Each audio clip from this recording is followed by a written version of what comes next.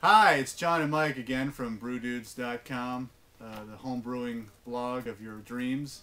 And here we're talking about the Master of Lagers series. There was an idea that we had last year that in 2012 we're going to brew all these lagers and we're going to become Master of Lagers. We're going to figure out how to brew lagers. That's basically what it came down to.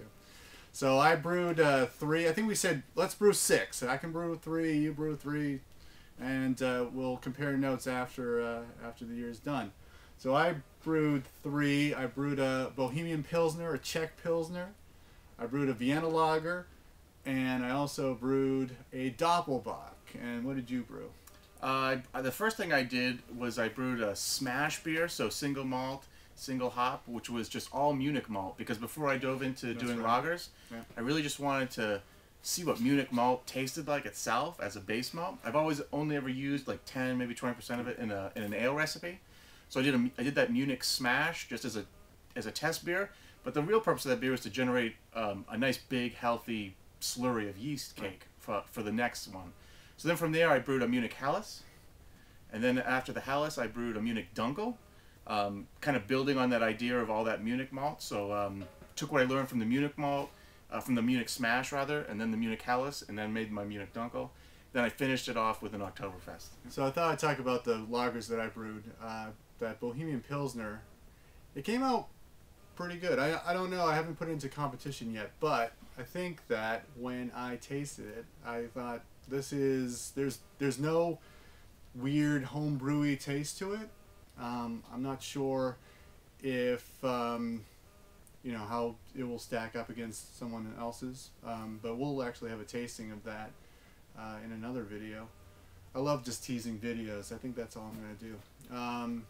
But the only point that I'd say that's not great is that it clarified, but there was a yeast cake. Like I bottled it up, and then if you in a 22-ounce bomber, that first pour clear as a bell. The second pour, not so much. The yeast didn't really compact a lot at the bottom, and I'm not really sure what to make of that. But maybe longer, time in the fridge would compact it more. I don't know, but I'll say that the first pour, very clear, very clean, and a good beer overall. The second brew was the Vienna Lager, and that I took the yeast cake from his Helles, and just poured my wort right on that, let it ferment, and it came out phenomenal. I think that may be the best beer I've ever made. It really is. I think that's a true statement, because it fermented really clean. It fermented really fast. When I lagered it, it clarified very quickly. It was just and tasting it's very clean, and a lot of Vienna malt. If not knowing what Vienna malt tasted like, big fan. The only thing that I think that I needed to play around with was the color. I actually bought some Cinnamar for that and poured a little bit in to get the color down to what I guess a Dos Equis would look like. And that's really just for competition, to tell you the truth. Just wanted to get the same kind of color I'd get in a Dos Equis, just to make it look what I think it should look like, or what I think a judge might think it would look like. Not sure, but that's certainly what we did for that. Lastly, the Doppelbock. I don't really know, because right now it's still in the fridge, lagering away. But the one bad note on that was I didn't get up to where I thought my gravity was going to be. I think I predicted like a 1083, and I got a 1072, which is on the very low end of the range for the style. So we'll see how that goes. But that's a lot of malt. I mean, I think it was like 14 pounds of Pilsner, and then 4 pounds of Munich, and a whole bunch of specialty grains to kind of get to make the taste kind of interesting. I think it was like 2 pounds of Cara Munich. Anyway, lots of grains, and I think that might have been the first attempt at like what I think is a big beer, which I still have on my list of things to do, like do a nice monster beer of just a lot of malt to get the alcohol content to a certain size, but make it taste smooth and deceiving. So we'll see how that Doppelbock turns out. But that was my Master of Lagers series. What were the notes from yours, Mike? So starting with that Munich Smash beer. It wasn't a true smash because I did bitter with Magnum and then I used Hallertau for the rest of the flavor and aroma additions. But the real focus there was trying to get a taste of the Munich malt. I didn't expect much out of that beer. I was just really trying to make some yeast and just see how the temperature control was going to work out for doing the lager. But that beer was surprisingly really good. And we drank it early. That keg, went through that keg, that 5 gallons, really fast. I think we were done with that before I even had the Helles, my next beer, in the fermenter. I mean, I had it out at a summer barbecue, and people loved it. It didn't clear very fast, but because I really didn't lager it all that fast. And I think that was one of the things that I was surprised. I think the thing that struck me the most with the whole lager series, right, is that these beers were drinking good right after fermentation, let alone putting them down for a month or 2 or 3 months for lagering. So that was an interesting surprise with lagering. And I think that stands up with all the beers that I made in the lager series. So after the smash beer, I moved on to the Munich Helles. It's a style I've always wanted to try. Not necessarily a Pilsner, but it's got a Pilsner-like color, but kind of a lower hopping rate than a Pilsner. And that beer lived up to my expectations in terms of what I wanted to get out of it. Again, it didn't get super clear, but again, it tasted so good, I think I was drinking that one early. I guess I'm just impatient. But that beer went really well. So from that one, I collected about 2 or 3 jars of yeast, which was good because then John had used one of those jars of yeast. Then after that, I pitched that yeast into a Munich Dunkel. Traditional Munich Dunkel, you can go 100% Munich malt if you want.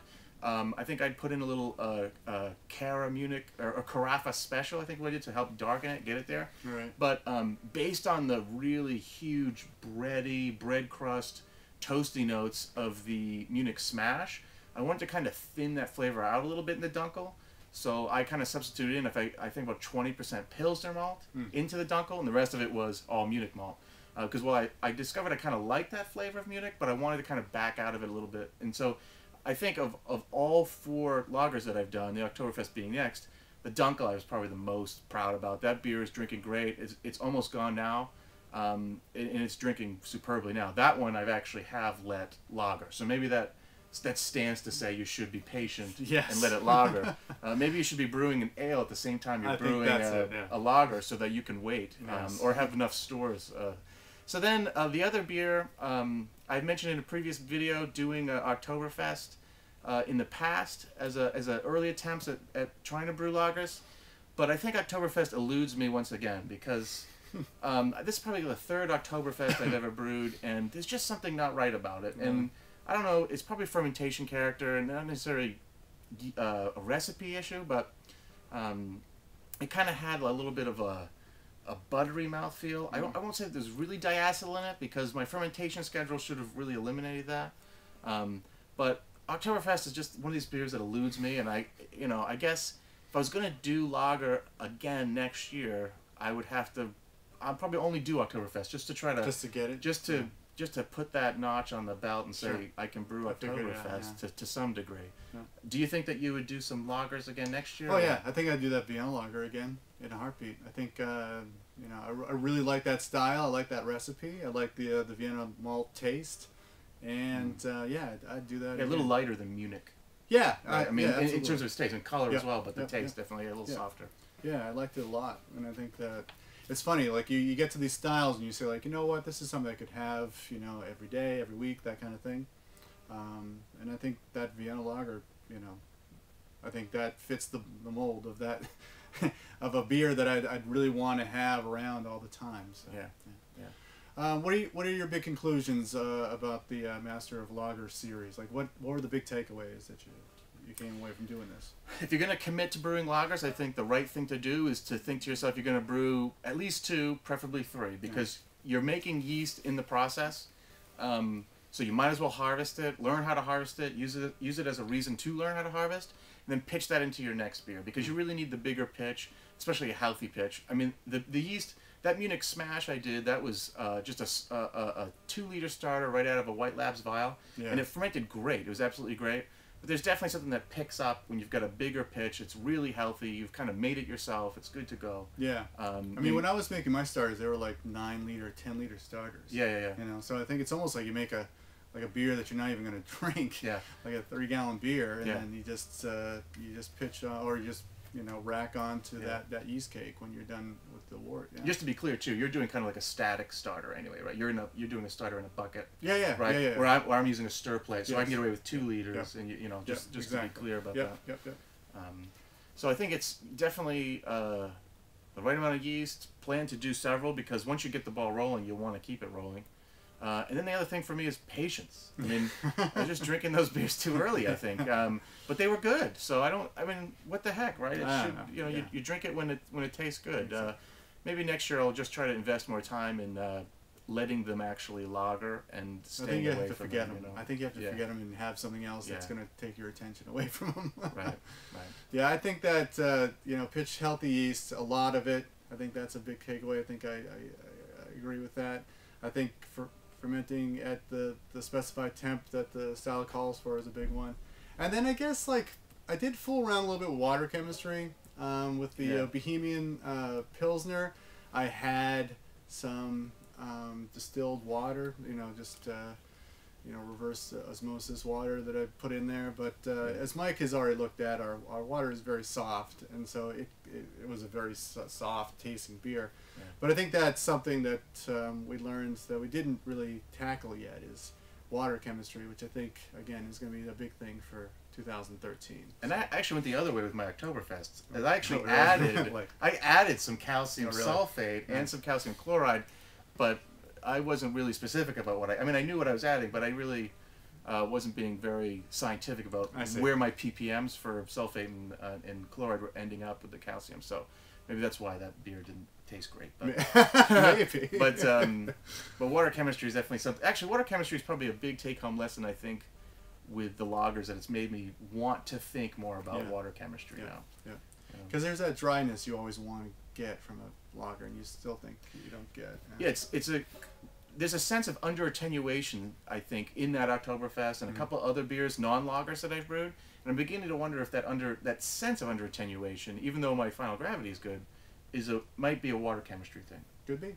So that's the Master of Lagers series coming to a close. So we did learn some things, but of course there's still more things to tackle. We'll see you next time. Brew on, right? Brew on. Brew on.